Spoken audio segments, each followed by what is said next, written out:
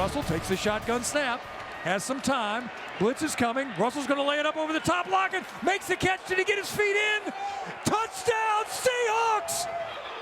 His third touchdown reception of the game. There's the snap.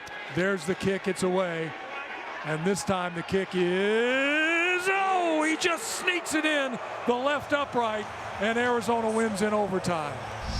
Well, welcome in for a special Halloween edition of Seahawks Saturday Night. I'm Michelle Ludtka alongside former Seahawks lineman Dave Wyman. And Dave, for the first time this season, the Seahawks have been unable to finish a game, losing to the Cardinals in overtime. Why should we think that they can bounce back this week against the 49ers? Well, it's just what this team is all about. They are able to get rid of those, those bad thoughts, those bad feelings. And Russell's 31-8 following a regular season loss. So, and it's not just Russell, it's Bobby, it's KJ, it's Pete Carroll. This is such a Pete Carroll thing. He's into the psychology of the team, and they're really good at it. And just in general in the NFL, that's what you do. You come in on Monday, you have some tough times watching film, you have a Tuesday off, and then you flush everything and start over. So the other thing is, the defense right now, they did some work. They went and got Carlos Dunlap, and Jamal Adams will get healthy at some point. I know that there's been lots of hand-wringing over the defense, but once you get those two guys in here, you got Bobby, KJ, Shaquille Griffin.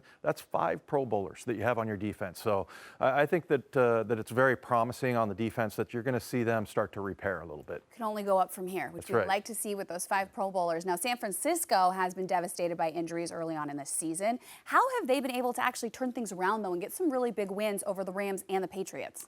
Really good wins. Some of the losses, to Philadelphia and Miami, and who the Seahawks beat on the road. So, yeah, they're just really well coached, much like the Seahawks.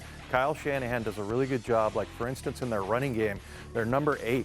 Remember last year they had 3 different guys run for over 500 yards. So, they just kind of plug guys in. 11 different guys have carried the ball this year. That's some of it because of injury, but they're just well coached. They just execute well. And then on defense, you see Fred Warner playing really well. He got the interception there. And without Richard Sherman, they've been the number 3 pass defense. So, yeah, really well coached. And I feel like they're a team that they're so well coached, you just put the next guy in there and they get results. That depth is a little bit scary sometimes, though. It really is. But meanwhile, the Seahawks continue to have the top-ranked offense in the NFL, putting up over 500 yards last week.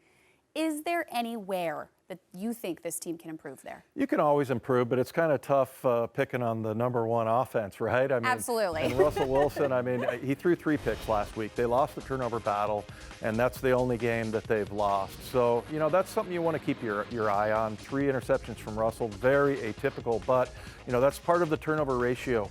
You want to not give the ball away. And the Seahawks have been really good since Russell's been here. They've averaged about 1 takeaway per game, which is really good. But that's something they can work on. The other thing is maybe not the week for it, but because Carson and Hyde are a little bit banged up, but they still need to prove to themselves that they can be a dominating run team. And at least while they're not doing that, they're great through the air. Wilson has put up great numbers. His receivers are doing wonderful. And he's got 4 main guys that he's been going to this season. Of course, Tyler Lockett, DK Metcalf, David Moore, and the rookie, Freddie Swain. Earlier this week, Aaron Levin caught up with the former Florida Gator.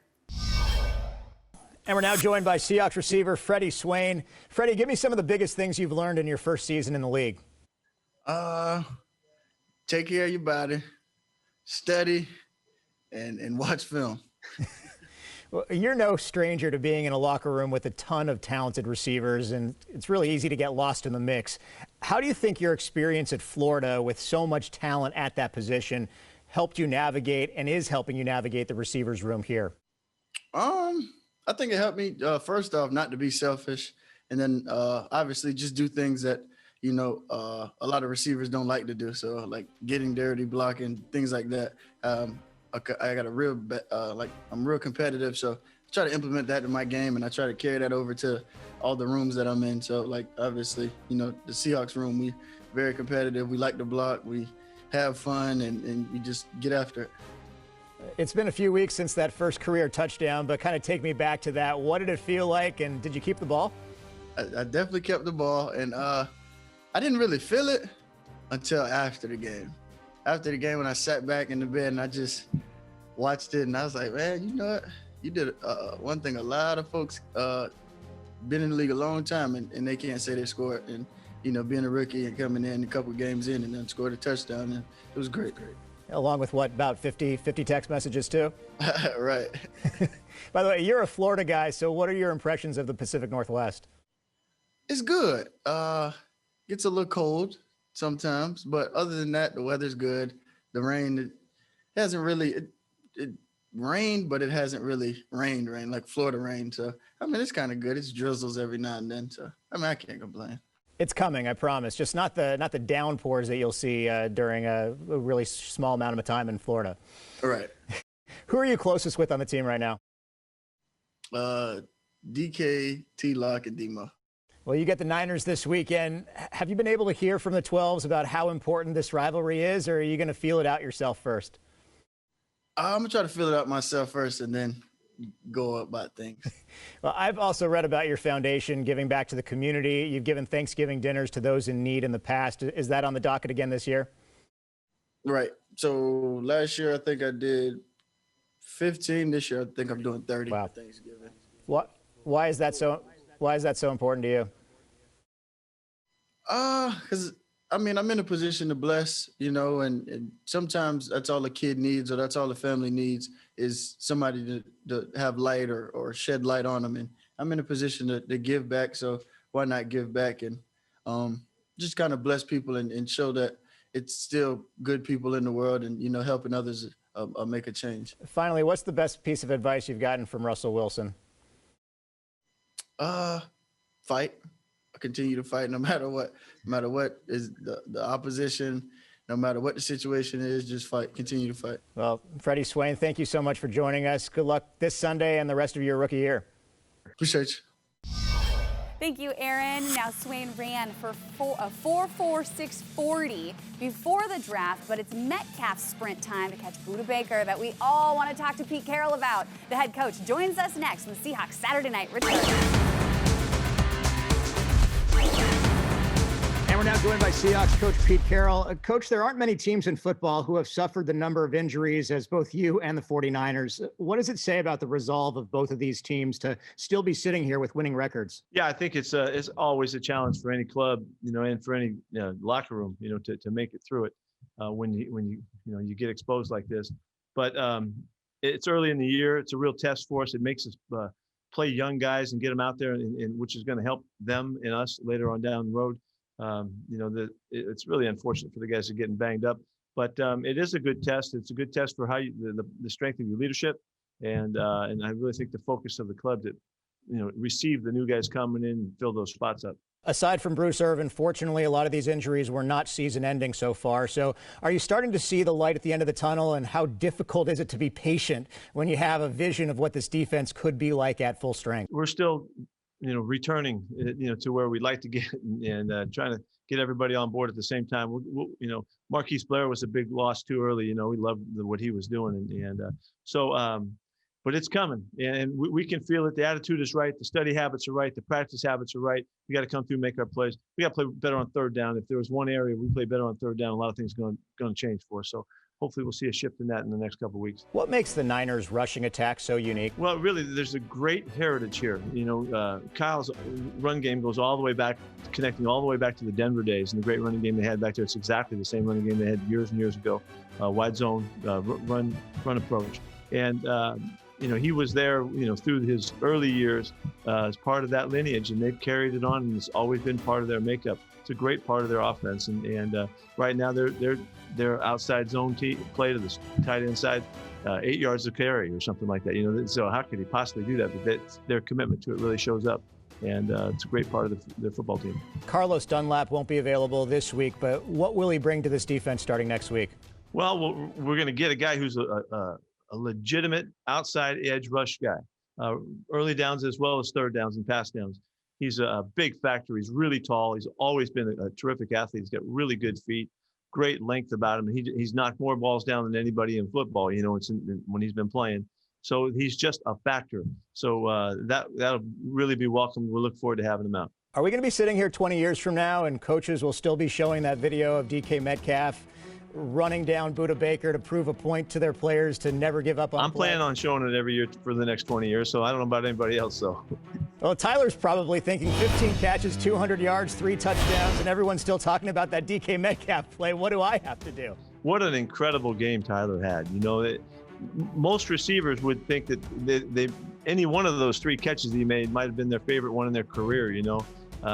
He just had a fantastic game. That was the 3 big catches, but he had all, you know, there's 12 more in there somewhere. So he's an incredible football player, and you can see how often he and Russ can just find a way to make something happen, and we're lucky to have him. The last time you went down to the wire with the Niners, it came down to just inches. You expecting something similar tomorrow? Well, if it does come down to the last play of the game, we're certainly ready for that. We've been through a bunch of it. I'm sure they feel like they have too. It doesn't have to be that way, but we're prepared for, you know, tight finishes, and that's kind of, you know, the makeup of playing here at C-Link. That's kind of what happens. So if that happens, nobody should be surprised. Well, on a different note, we're just 3 days until Election Day. You've been out in front on the importance of voting for months now. You had the Coach the Vote shirts that you were wearing earlier this week and last week.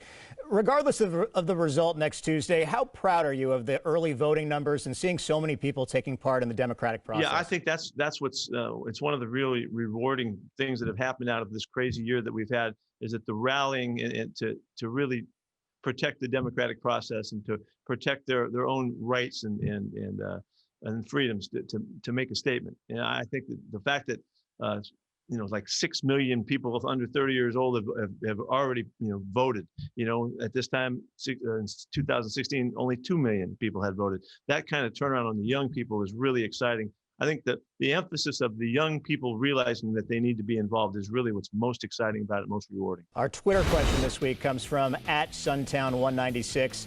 Coach, give us a player from the Seahawks before you were head coach that you would want on your team right now.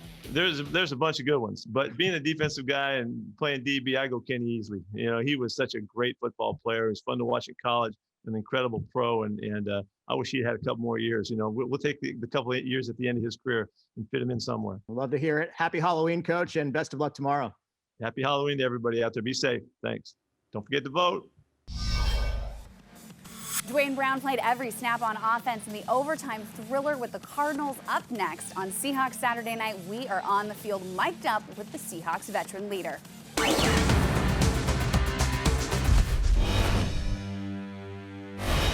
Hey, start with us, baby. Like he said, start with us. Do what you've been doing. Send a damn message. First NFC West game, we run this shit. We gonna come to their crib and run this shit like we've been doing. Kick ass on 3, 1, 2, 3. Let's go, baby. Let's go. Come on, baby. We gotta lock in now.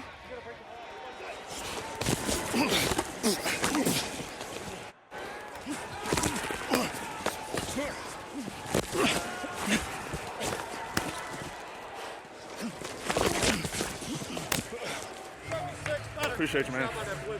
Kyler Murray from the shotgun throws a little hot route in the flat to Hopkins. Ball is out. Let's go. Let's go. Let's go. You called it. You called it. Hey, turn it up. Turn it up a notch. Turn it up a notch. Let's go. Let's go. Carlos Hyde gets the call here in the second half, and he gets the toss going left side, and he's got a bunch of blockers, and he's got a first down run.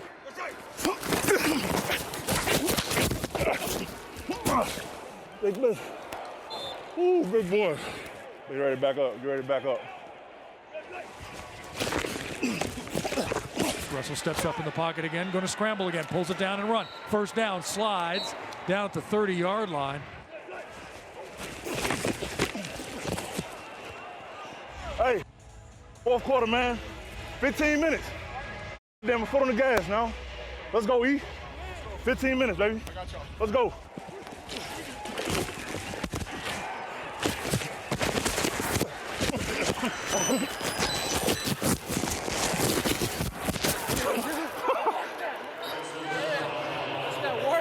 That's that word. Harry three. Squeeze out. Russ takes the shotgun snap. Blitz is coming.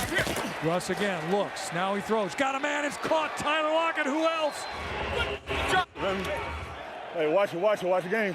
Homer in the backfield with a slot near side. Blitz is coming. Russ scampers out of trouble. Right side throws it incomplete over the top, and actually Peterson intercepts in the end zone.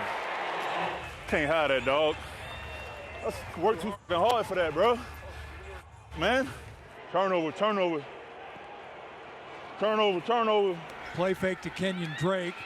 Kyler Murray looks, throws the ball, picked off. It's Quandre Diggs. Hey, keep this short, Mike. Damn it, let's go. Can we get a chance to tee off on these motherfuckers once?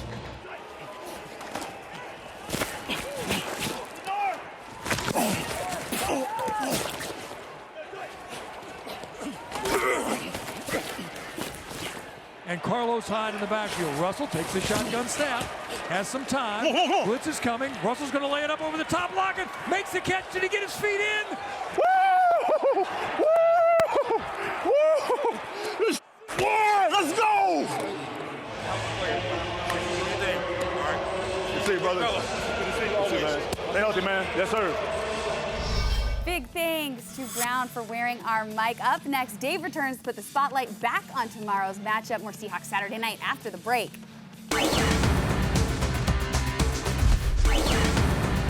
I think Fred's one of the best players out there, on the field. And I think he's one of the best linebackers I've played. He's so super smart. He's on his stuff. He's detailed. He just brings he brings something that most guys don't know how to bring. He just knows how to do it all. And he's a really great player. So it's always a challenge going up against him. I'm looking forward to the challenge. He's a great player for sure. I got a lot of respect for him. The Seahawks with a huge challenge on their hands tomorrow as they take on the 49ers. Back here with Dave Wyman. And Dave, last week, San Francisco shut down the Patriots, allowing just 6 points. What did they do so well in that matchup? Well, one of the things they did, they took the ball away. They had 4 interceptions. Fred Warner had one of those, the guy that Russ is talking about there.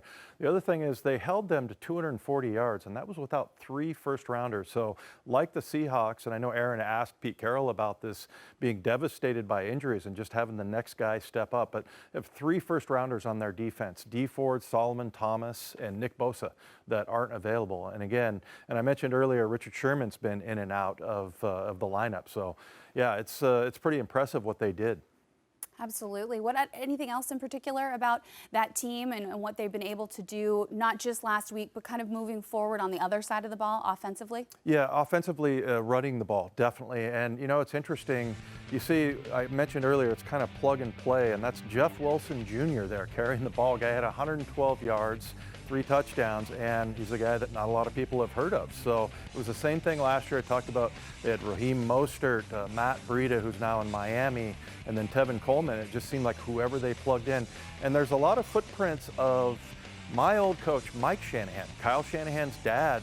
Remember in the late 90s, for people that can remember back that far, got the Denver Broncos a couple of Super Bowls because of their run game that helped John Elway tremendously. And you see a lot of those same type of plays. Now, there's a lot more motion and things like that, things that Pete Carroll calls frills, But, Frills. Motion, yeah, guy going in motion, turning around, running back. But really, at its core, it's that basic, run game that's just really well executed. So, yeah, well-coached team, and it just seems like whoever San Francisco puts in there offensively or defensively, they perform well. That apparently has all the frills. I'm going to pocket that one and pull that one out later. I love it. So what do the Seahawks need to plan to do tomorrow to walk away with a victory? I always spell physical with an F. When you need to be physical, it's going to be a fist fight at the line of scrimmage. And I'll mention a couple of 49ers to watch. Kyle Juszczyk, who's their fullback, is just such a good blocker. And then George Kittle, who is known for his yards after catch, one of the best tight ends in the league.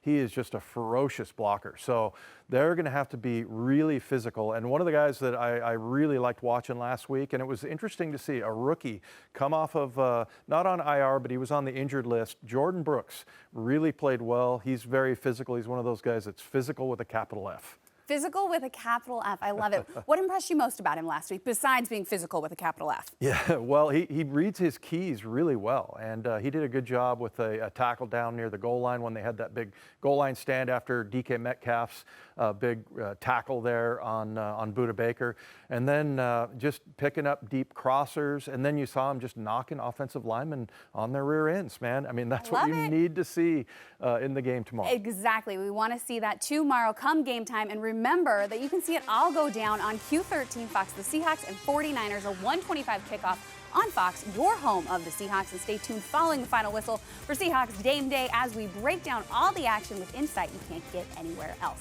Well, that does it for Seahawks Saturday Night this week. For Dave Wyman, Aaron Levin, and our entire production crew, I'm Michelle Ludtka. Thanks so much for hanging out with us, and have a very happy and safe Halloween.